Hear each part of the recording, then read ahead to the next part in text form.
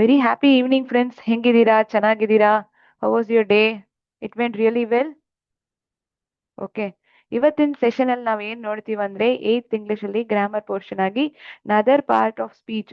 We have 8 parts of speech and one among them is conjunctions. We'll be looking into it. We'll be looking into it. Okay. Before that, thought of sharing you some information. Every time we keep seeing a motivational quote, right? So thought of sharing you one interesting fact. It can help to improve our current affairs, right? Current affairs knowledge. We need to be keep updated ourselves. We need to update ourselves. So this is pertaining to Olympics that happened in 2024. You would have seen rings in this Olympics, correct? Have you ever wondered what does this 5 rings indicate? ಯಾವತ್ತಾದ್ರೂ ಯೋಚನೆ ಮಾಡಿದೀರಾ ಈ 5 rings ಅನ್ನೋದು ಏನ್ನ indicate ಮಾಡತ್ತ ಅನ್ನೋದನ್ನ?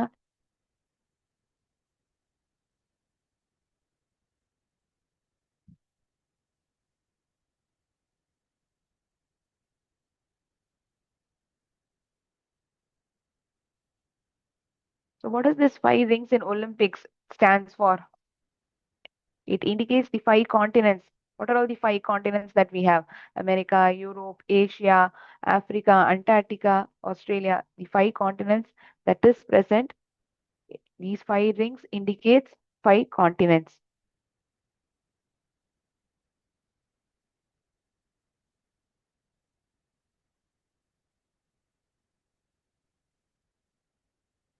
So how many countries that participated in Olympics 2024? Nearly 206 countries participated in this Olympics that was hosted in 2024. And do you know this game, javelin throw? A famous person from India, he had won a silver medal in it. By looking at the picture, will you be able to guess? Yes, he is Neeraj Chopra, who became very famous after this, after he participated in this Olympics. And he had won silver medal in Olympics 2024 too. So he is Neeraj Chopra.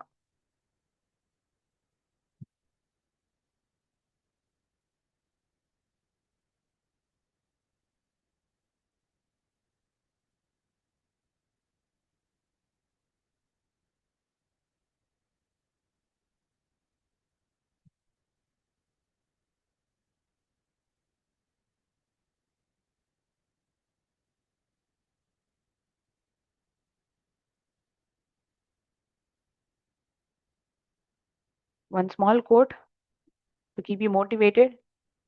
I'll begin with the second half of the sentence. If you are determined to learn, no one can stop you. If you are not willing to learn, no one can help you.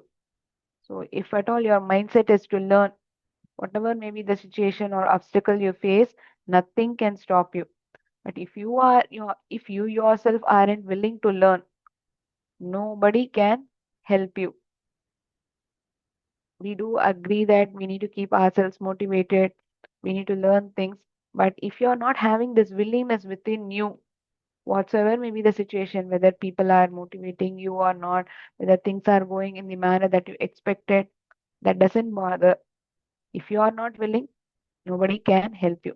If you are willing and determined to learn, whatsoever may be the situation or condition, nobody can stop you. Okay?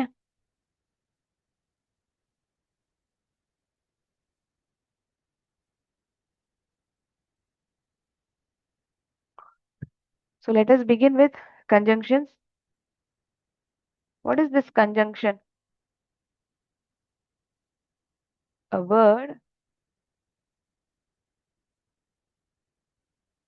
used to connect words, phrases, or sentences. ಗುಂಪಾಗಿರೋ ಪದಗಳಾಗಿರ್ಬೋದು, ವಾಕ್ಯಗಳನ್ನ ಒಂದು ಸೇರಿಸೋದಿಕ್ಕೆ ನಾವು ಉಪಯೋಗಿಸೋ ಪದನೇ ಈ conjunction ಅನ್ನೋದು.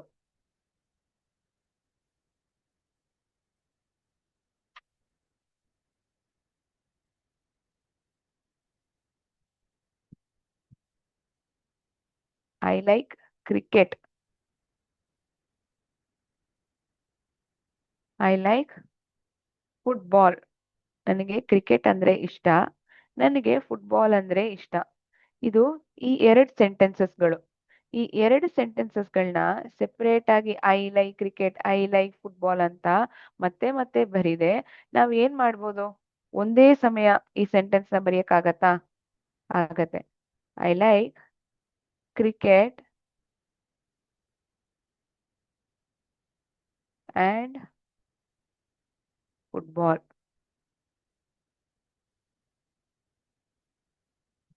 ಈ ಮಧ್ಯದಲ್ಲಿ and ಅನ್ನುವ ಪದ ಉಪಯೋಗಿಸಿದ್ರೆ ಏನಾಗುತ್ತೆ? ಈ ಎರಡು ಸೆಂಟೆನ್ಸಸ್ಗಳನ್ನ ಒಂದು ಸೇರ್ಸೋದಿಕ್ಕೆ ಉಪಯೋಗವಾಗಿದೆ. To simplify it into one simple sentence, we are using this word in between. What is this word that is being used in between? The word is nothing but a conjunction. The word used in between is nothing but conjunction. It is joining two sentences.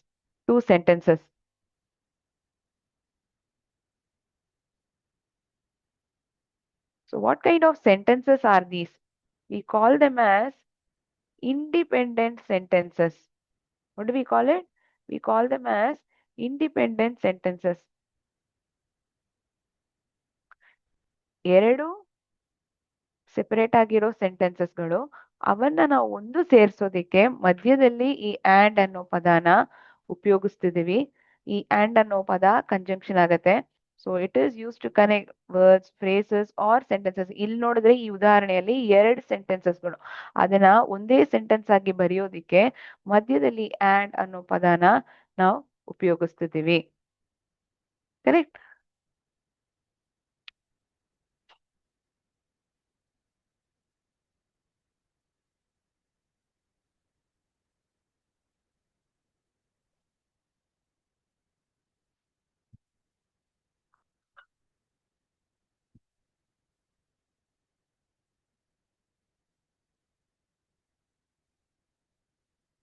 I went to the school. I went to my school. Okay. The school ಬೇಡ. I went to my school. ನಾನು ನನ್ನ ಸ್ಕೂಲ್ಗೆ ಹೋದೆ.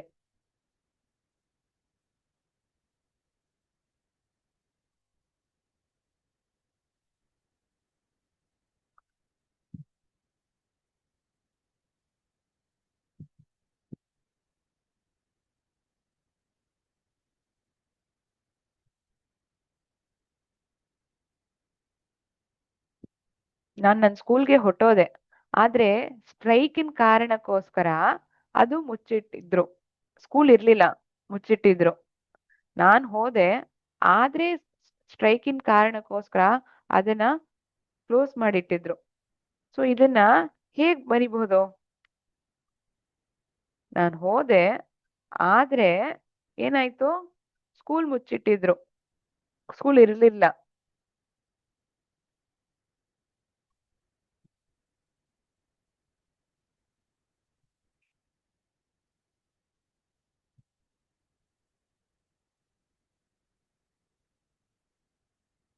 ಆದ್ರೆ ಸ್ಟ್ರೈಕಿನ ಕಾರಣವಾಗಿ ಅದು ಅದನ್ನ ಮುಚ್ಚಿಟ್ಟಿದ್ರು. But it was close due to strike. ಆದ್ರೆ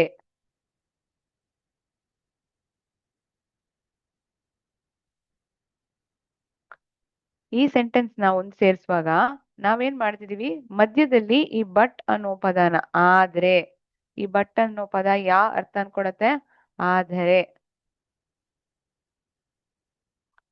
ಅಂಡ್ ಅನ್ನೋ ಪದ ಮತ್ತು, ಒಂದು ಮಾತ್ರ ಅಲ್ಲದೆ ಮತ್ತೊಂದು ಇದೆ ಅನ್ನೋ ಹೇಳೋದಕ್ಕೆ ಉಪಯೋಗಿಸೋ ಪದಾನೇ ಈ ಮತ್ತು ಅನ್ನೋದು ಅಲ್ವಾ? ಅಂಡ್ ಅಂದ್ರೆ ಮತ್ತು, ಒಂದ್ ವಿಷಯ ಅಲ್ಲದೆ ಮತ್ತೊಂದು ಇದೆ. ಆದ್ರೆ ಒಂದ್ ನಡೀತಿದೆ, ಒಂದು ಪಾಸಿಟಿವ್ ಆಗಿದೆ, ಮತ್ತೊಂದು ನೆಗೆಟಿವ್ ಆಗಿದೆ. ಅಂತಹ ಸಂದರ್ಭಗಳಲ್ಲಿ ನಾವು ಈ ಬಟ್ ಅನ್ನೋ ಪದನ ಉಪಯೋಗಿಸ್ತೀವಿ ಮಧ್ಯದಲ್ಲಿ. ಕರೆಕ್ಟಾ? ಸೊ ನಾನು ಪ್ರಾರಂಭದಲ್ಲೇ ಹೇಳಿದಂಗೆ ಇಂಡಿಪೆಂಡೆಂಟ್ ಸೆಂಟೆನ್ಸಸ್ಗಳನ್ನ ಒಂದು ಸೇರಿಸೋದಿಕ್ಕೆ ನಾವು ಕಂಜಂಕ್ಷನ್ಸ್ ನ ಉಪಯೋಗಿಸ್ತಿದೀವಿ. ಇಂಡಿಪೆಂಡೆಂಟ್ ಸೆಂಟೆನ್ಸಸ್ ಆಗೇ ಎಲ್ಲಾ ವಾಕ್ಯಗಳು ಇರತ್ತಾ ಅಂತ ನೋಡಿದ್ರೆ ಇರಲ್ಲ. Every sentence need not be independent clause sort. One may be dependent, one may be independent, one is independent, other is independent also. So we have three types of conjunctions. ಮೂರ್ ತರದ conjunctions ಗಳಿವೆ.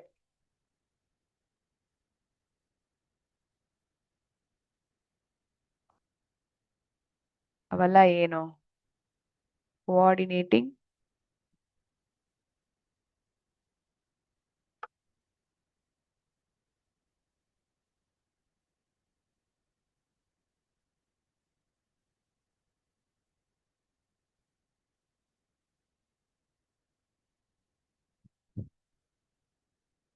ಕೋರಿಲೇಟಿವ್.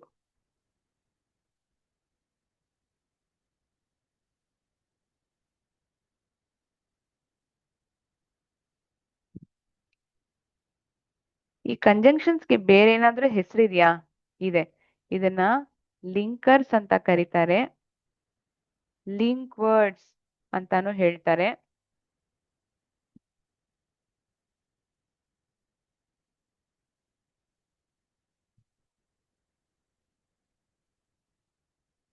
ಇವೆಲ್ಲ ಕಂಜಂಕ್ಷನ್ಸಿನ ಬೇರೆ ಹೆಸರುಗಳು. ಇವಾಗ ನಾವು ಒಂದೊಂದಾಗಿ ಒಂದೊಂದ್ ತರದ್ ಕಂಜಂಕ್ಷನ್ಸ್ಗಳನ್ನ ತಿಳ್ಕೊಳ್ಳೋಣ. ಕೋಆರ್ಡಿನೇಟಿಂಗ್, ಸಬಾರ್ಡಿನೇಟಿಂಗ್, ಕೋರಿಲೇಟಿವ್ ಇವೆಲ್ಲ ನಾವು ತಿಳ್ಕೊಳ್ಳೋಣ. ಈ ಕೋಆರ್ಡಿನೇಟಿಂಗ್ ಕಂಜಂಕ್ಷನ್ಸ್ ಆದದ್ದು ಎರಡ್ ಇಂಡಿಪೆಂಡೆಂಟ್ ಕ್ಲಾಸ್ ನ ಒಂದು ಸೇರ್ಸೋದಕ್ಕೆ, ಅಂದ್ರೆ ಒಂದ್ ಸಬ್ಜೆಕ್ಟ್ ಇರತ್ತೆ, ಮಿನಿಮಮ್ ಆಫ್ ಒಂದ್ ಸಬ್ಜೆಕ್ಟ್ ಪ್ರೆಡಿಕೇಟ್ ಇರತ್ತೆ, ಮೀನಿಂಗ್ಫುಲ್ ಸೆಂಟೆನ್ಸ್ ಆಗಿರತ್ತೆ. ಆ ಎರಡ್ ಸೆಂಟೆನ್ಸ್ ನ ಒಂದು ಸೇರ್ಸೋದಿಕ್ಕೆ ನಾವು ಉಪಯೋಗಿಸುವ ಪದಾನೇ ಈ ಕೋಆರ್ಡಿನೇಟಿಂಗ್ ಕಂಜಂಕ್ಷನ್ಸ್.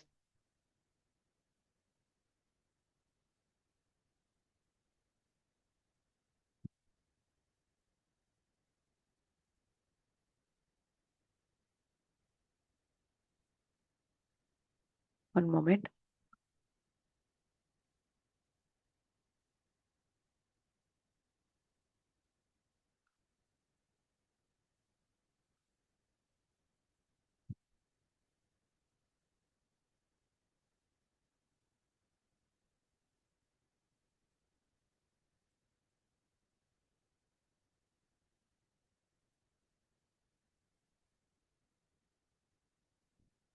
ಈ ಇಂಡಿಪೆಂಡೆಂಟ್ ಕ್ಲಾಸ್ ಬಗ್ಗೆ ನಾವು ಹೆಚ್ಚಾಗಿ ಈಗ ತಿಳ್ಕೊಳ್ಳೋಣ.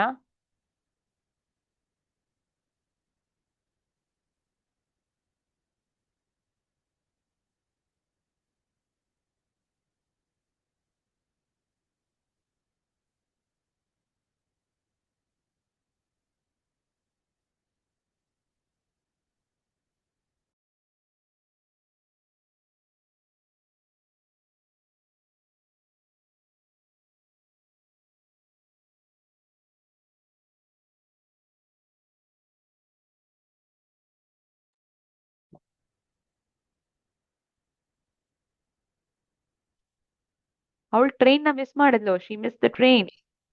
The school is closed. You should work hard. We decided to go for a walk. ನಡ್ಕೊಂಡ್ ಬರೋಣ ಅಂತ ನಾವು ತೀರ್ಮಾನ ಮಾಡಿದ್ವಿ. ಅವರು ಮನೆಗ್ ಹೊಟ್ಟೋದ್ರು. They went home. I will watch a movie. ನಾನೊಂದ್ ಮೂವಿನ ನೋಡ್ತೀನಿ. I will watch a movie. So what is this independent clause? An independent clause, it is a combination of at least one subject and a predicate, and it expresses a complete thought. ಇವಾಗ I went to my school ಅಂತ ಅನ್ನೋ sentence ನ ನಾನು board ಅಲ್ಲಿ ಬರ್ದಿದೆ. ಅವಾಗ ಏನ್ ಅರ್ಥ ಮಾಡ್ಕೊಂಡ್ರಿ? ಆ ಸೆಂಟೆನ್ಸ್ ಅಲ್ಲಿ ಯಾರು ಹೊಟ್ಟೋದ್ರು ಸ್ಕೂಲ್ಗೆ? ನಾನ್ ಹೊಟ್ಟೋದೆ. ನಾನು ಅನ್ನೋದು ಸಬ್ಜೆಕ್ಟ್, ಹೊಟ್ಟೋದೆ ವೆಂಟ್ ಅನ್ನೋದು ವರ್ಬ್. ಸೊ ಮಿನಿಮಮ್ ಒಂದ್ ಸೆಂಟೆನ್ಸ್ ಅಲ್ಲಿ ಸಬ್ಜೆಕ್ಟು ಇರತ್ತೆ, ಮಿನಿಮಮ್ ಆಗಿ ಒಂದ್ ಸಬ್ಜೆಕ್ಟು ಒಂದು ವರ್ಬು ಇರತ್ತೆ. ಪೂರ್ತಿ ಇನ್ಫಾರ್ಮೇಶನ್ ಅದು ನಮ್ಗೆ ಕೊಡತ್ತೆ. ಸೊ ಇಂತಹ ವಾಕ್ಯಗಳನ್ನ ನಾವು ಇಂಡಿಪೆಂಡೆಂಟ್ ಕ್ಲಾಸ್ ಅಂತ ಹೇಳ್ತೀವಿ. ಸೊ ಎರಡು ಇಂಡಿಪೆಂಡೆಂಟ್ ಕ್ಲಾಸ್ ಅದನ್ನ ಒಂದು ಸೇರ್ಸೋದಿಕ್ಕೆ ನಾವು ಬಳಸುವ ಕಂಜಂಕ್ಷನ್ಸೇ ಕೋಆರ್ಡಿನೇಟಿಂಗ್ ಕಂಜಂಕ್ಷನ್ಸ್. ಅವೆಲ್ಲ ಯಾವುದು? ಅವೆಲ್ಲ ಈ ಫ್ಯಾನ್ ಬಾಯ್ಸ್ ಅನ್ನೋ ನೆಮೋನಿಕ್ ವರ್ಡ್ ನ ನಾವು ನೆನಪಲ್ಲಿ ಇಟ್ಕೊಳ್ಳೋಣ. ಫ್ಯಾನ್ ಬಾಯ್ಸ್ ಅಂದ್ರೆ ಏನ್ ma'am? For and nor, but, or, yet. So for and nor,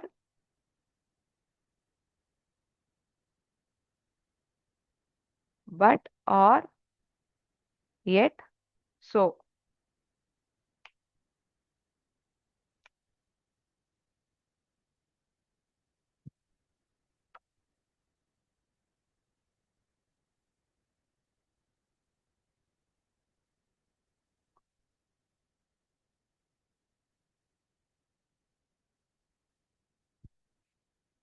for ಒಂದು ಕಾರಣ ಹೇಳೋ ತರ ಇರುವ ಸಂದರ್ಭಗಳಲ್ಲಿ ಫಾರ್ ರೀಸನ್ ಒಂದು ಮಾತ್ರ ಅಲ್ಲದೆ ಮತ್ತೊಂದು ನಡೀತು.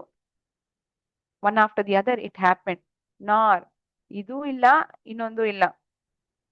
ಬಟ್ ಆದ್ರೂ ಅಲ್ದೆ ಒಂದ್ ವಿಷಯ ಇಲ್ಲಂದ್ರೆ ಇನ್ನೊಂದು, ಅದ್ರಲ್ಲಿ ಯಾವ್ದಾದ್ರು ಒಂದೇ ನೀವು ಚೂಸ್ ಮಾಡೋ ತರ ಇದ್ರೆ ಆರ್.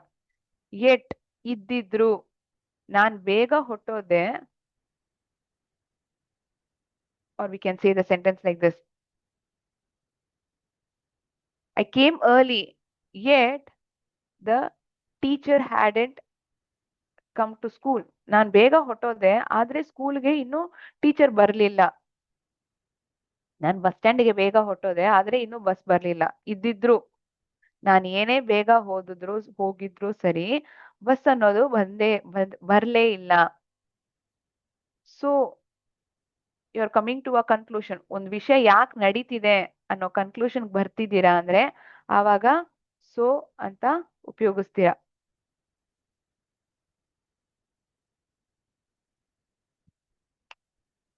ಫಾರ್ ಅಂಡ್ ನಾರ್, ಬಟ್ ಆರ್ ಯೆಟ್ ಸೊ ಇಂತಹ ಕಂಜಂಕ್ಷನ್ಸ್ ಗಳನ್ನ ಬಳಸಿ ನಾವು ಇವಾಗ ಸೆಂಟೆನ್ಸಸ್ ನ ಜಾಯಿನ್ ಮಾಡಕ್ ನೋಡೋಣ.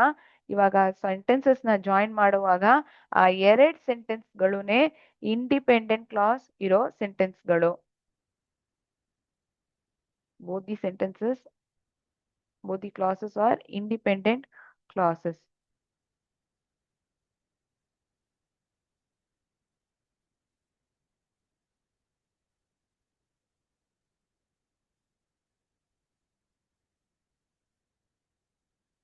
In between that we are using these conjunctions for and nor, but or yet so.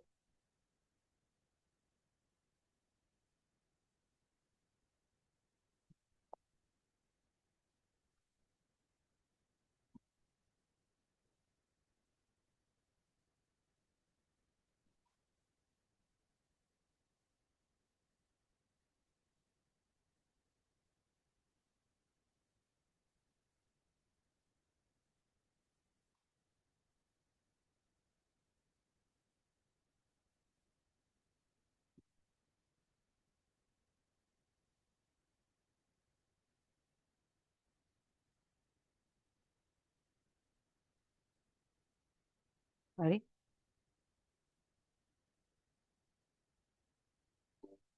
He loves to play badminton dash cricket. ಅವನಿಗೆ ಬ್ಯಾಡ್ಮಿಂಟನ್ ಮತ್ತೆ ಕ್ರಿಕೆಟ್ ಎರಡೂ ಆಟ ಆಡಕ್ಕೆ ಅವನಿಗೆ ಇಷ್ಟ. He loves to play badminton and cricket. ಯಾಕೆ ma'am but so ಈ ಎರಡು ಕಂಜಂಕ್ಷನ್ಸ್ ಗಳನ್ನ ನಾವು ಉಪಯೋಗಿಸಂಗಿಲ್ಲ? ಯಾಕೆ ಉಪಯೋಗಿಸಂಗಿಲ್ಲ ಅಂದ್ರೆ ನನ್ಗೊಂದ್ ಇಷ್ಟ ಆದ್ರೆ ಇನ್ನೊಂದ್ ಇಷ್ಟ ಇಲ್ಲ ಅಂತ ಹೇಳಂಗಿದ್ರೆ ಅವಾಗ ಬಟ್ ಅನ್ನೋ ಪದನ ಉಪಯೋಗಿಸ್ಬೋದು.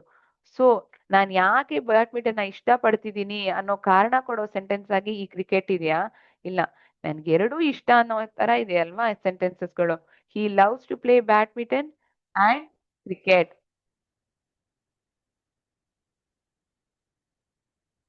I am very hungry dash the fridge is empty. I am very hungry ನಂಗೆ ತುಂಬಾ ಹಸಿವಾಗ್ತಿದೆ ಆದ್ರೆ ಫ್ರಿಡ್ಜ್ ಅಲ್ಲಿ ಏನು ಇಲ್ಲ ತಿನ್ನೋದಿಕ್ಕೆ. ಆದ್ರೆ but the fridge is empty. He listened to me dash he did not understand it. ಅವನ್ ಕೇಳಿಸ್ಕೊಂಡ ಆದ್ರೆ ಅವನ್ ಅರ್ಥ ಮಾಡ್ಕೊಂಡಿಲ್ಲ. ಕೇಳಿಸ್ಕೊಂಡಿದ್ ಕಾರಣಕ್ಕೋಸ್ಕರನೇ ಅವನು ಅರ್ಥ ಮಾಡ್ಕೊಂಡಿಲ್ವಾ?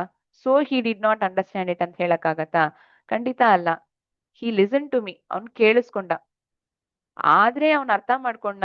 ಅರ್ಥ ಮಾಡ್ಕೊಂಡಿಲ್ಲ. He did not understand it. But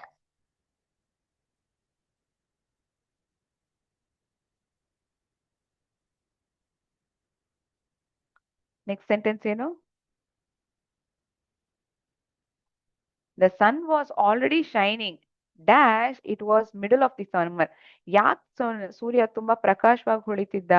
ಯಾಕಂದ್ರೆ ಆವಾಗ ಬೇಸಿಗೆಗಾಲ. It was the middle of the summer.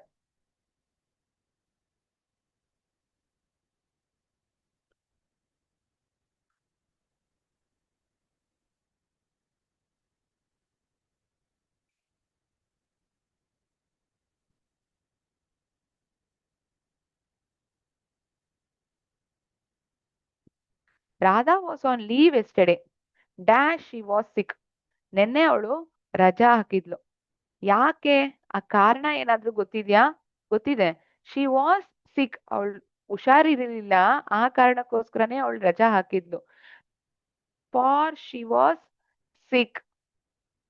ಯಾಕಂದ್ರೆ ಅವಳಿಗೆ ಹುಷಾರಿರ್ಲಿಲ್ಲ. ಫಾರ್ ಅನ್ನೋದು ರೀಸನ್ ಕೊಡೋ ತರ ಇದೆ. ರೀಸನ್ ಕೊಡುವಾಗ ಈ ಫಾರ್ ಅನ್ನೋ ಕಂಜಂಕ್ಷನ್ ನಾವು ಉಪಯೋಗಿಸ್ತೀವಿ. Do not forget to lock the door dash turn off the lights. Do not forget to lock the door dash turn off the lights. ಒಂದ್ ವಿಷಯ ಮಾತ್ರ ಅಲ್ಲದೆ ಮತ್ತೊಂದು ಮಾಡಕ್ಕೆ ಮರ್ತೋಗ್ಬೇಡಿ. Do not forget to lock the door nor turn off the lights.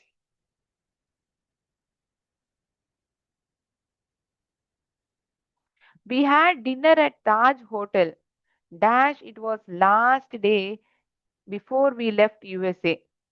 ಯಾಕೆ ನಾವು ನಿನ್ನೆ ರಾತ್ರಿ ತಾಜ್ ಹೋಟೆಲ್ ಅಲ್ಲಿ ಡಿನ್ನರ್ ಮಾಡಿದ್ವಿ?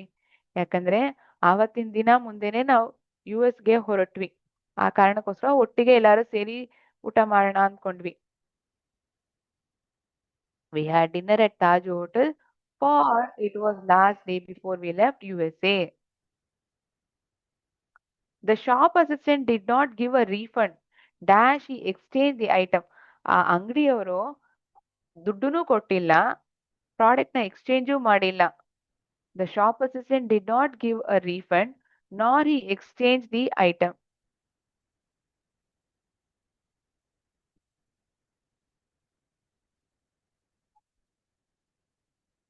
I do not like pizza dash do I like pasta. ನನಗೆ ಪಿಜ್ಜಾನು ಇಷ್ಟ ಇಲ್ಲ, ಪಾಸ್ತಾನು ಇಷ್ಟ ಇಲ್ಲ. ನನ್ಗೊಂದಿಷ್ಟ ಮತ್ತೊಂದು ಇಷ್ಟ ಇಲ್ಲ ಅಂತ ಇಲ್ಲಿ ಹೇಳ್ತಿಲ್ಲ. ಇಲ್ಲಿ ಎರಡೂ ನನ್ಗೆ ಇಷ್ಟ ಇಲ್ಲ ಅಂತ ಹೇಳ್ತಿರೋದು. ಐ ಡೋಂಟ್ ಲೈಕ್ ಪಿಜ್ಜಾ ನಾರ್ ಡು ಐ ಲೈಕ್ ಪಾಸ್ತಾ. ನಾರ್ ಡು ಐ ಲೈಕ್ ಪಾಸ್ತಾ. ಇವಾಗ ಆ ಸೆಂಟೆನ್ಸ್ ಆಗಿದ್ದು I don't like pizza I like pasta ಅಂತ ಇತ್ತಂದ್ರೆ ಒಂದು ಇಷ್ಟ ಇಲ್ಲ ಆದ್ರೆ ಇನ್ನೊಂದು ಇಷ್ಟ ಇದೆ ಅಂತ ಇದ್ರೆ ಆತರ ಹೇಳ್ಬೋದು. ಇಲ್ಲಿ ಹಂಗಿದ್ಯಾ? ಹಂಗಿಲ್ಲ. ಒಂದ್ ಮಾತ್ರ ಅಲ್ಲದೆ ಮತ್ತೊಂದು ನನ್ಗೆ ಇಷ್ಟ ಇಲ್ಲ.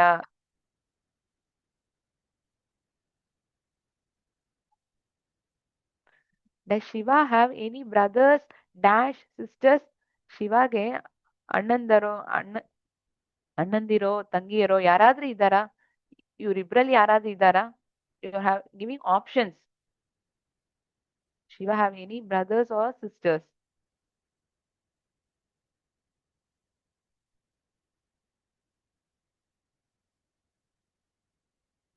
Do you want to come with us dash stay here. ನೀನ್ ಇಲ್ಲಿ ನಮ್ ಜೊತೆ ಬರ್ಬೇಕಂತ ಅನ್ಕೊಂಡಿದ್ಯಾ ಇಲ್ಲಾಂದ್ರೆ ಇಲ್ಲೇ ಇದ್ಬಿಡ್ತೀಯಾ? ಆಪ್ಷನ್ ಕೊಡ್ತಿದ್ರ, ಒಂದು ನನ್ ಜೊತೆ ಬರ್ಬೇಕು, ಇಲ್ಲೇ ಇರ್ಬೇಕು, ಆರ್ ಸ್ಟೇ ಹಿಯರ್.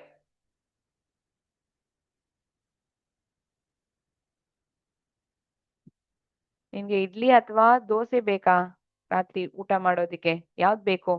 ಎರಡರಲ್ಲಿ ಯಾವ್ದಾದ್ರು ಒಂದು ಚೂಸ್ ಮಾಡ್ಬೇಕು. ಆರ್ 13ನೇ question. It was painful dash I went to the doctor. ತುಂಬಾ ನೋವಾಗಿದ್ದಿರೋ ಕಾರಣಕ್ಕೋಸ್ಕರನೇ ನಾನು ಡಾಕ್ಟರ್ ಹತ್ರ ಹೋಗಿರೋದು ಅಲ್ವಾ? ಒಂದು ಕಾರಣ ಕೊಡ್ತಿದೆ, ಮತ್ತೊಂದು ಅದರಿಂದ ಏನಾಯ್ತು ಅನ್ನೋ ಸೆಂಟೆನ್ಸ್ ಆಗಿದೆ. It was painful so I went to the doctor. ಆ ಕಾರಣಕ್ಕೋಸ್ಕರನೇ ನಾನು ಡಾಕ್ಟರ್ ಹತ್ರ ಹೊಟ್ಟೋದೆ.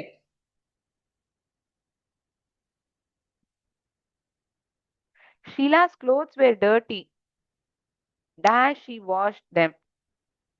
ತುಂಬಾ ಕೊಳೆಯಾಗಿತ್ತು ಮತ್ತೆ ಅವಳನ್ನ ಬಟ್ಟೆನೂ ಒಗ್ದಾಕಿದ್ಲು. ಆತರ ಇದ್ಯಾ? ಕೊಳೆಯಾಗಿರೋ ಕಾರಣಕ್ಕೋಸ್ಕರನೇ ಅವಳು ಬಟ್ಟೆನ ಒಗ್ದಾಕಿದಾಳೆ. ಆ ಕಾರಣಕ್ಕೋಸ್ಕರನೇ ಅವಳು ಬಟ್ಟೆನ ಒಗ್ದಾಕಿರೋದು. ಸೊ ಒಂದ್ ವಿಷಯ ಯಾಕೆ ನಡೀತಿದೆ, ಮತ್ತೊಂದು ವಿಷಯ ಕಾರಣವಾಗಿ ಒಂದ್ ಸೆಂಟೆನ್ಸ್ ಇದೆ. So she wash them. They are poor. ಅವ್ರು ತುಂಬಾ ಬಡತನದಲ್ಲಿದ್ದಾರೆ, ಆದ್ರೂ ಅವರು ಸಂತೋಷವಾಗಿದ್ದಾರೆ. ಆದ್ರೂ ಇಲ್ಲಿ ಬಟ್ ಅನ್ನೋ ಪದ ಇದ್ರೆ ನಾವು ಅದನ್ನ ಉಪಯೋಗಿಸ್ಬೋದಿತ್ತು. ಇದ್ದಿದ್ರೂ ಸಹ, ಯೆಟ್ ದೇ ಆರ್ ಹ್ಯಾಪಿ. ಬಡತನದಲ್ಲಿದ್ರು ಸರಿ, ಅವ್ರು ಸಂತೋಷವಾಗಿದ್ದಾರೆ.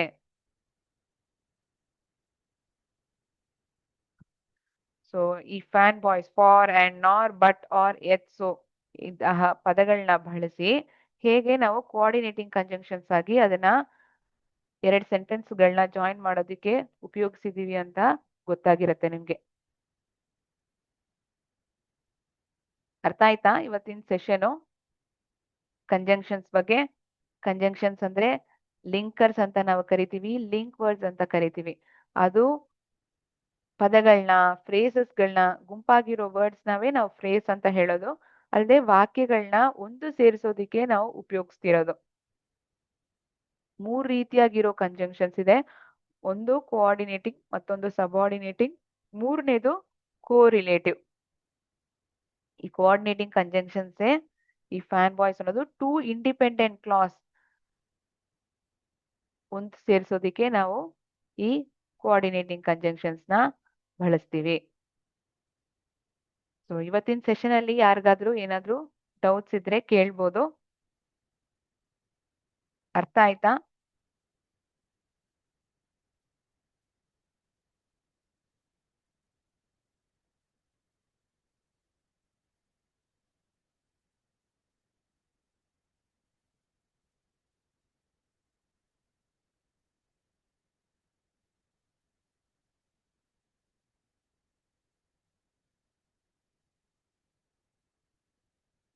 ಓಕೆ, ಸೊ ಇವತ್ತಿನ ಸೆಷನ್ ನಾನು ಇಲ್ಲಿ ಎಂಡ್ ಮಾಡ್ಕೊಳ್ತೀನಿ.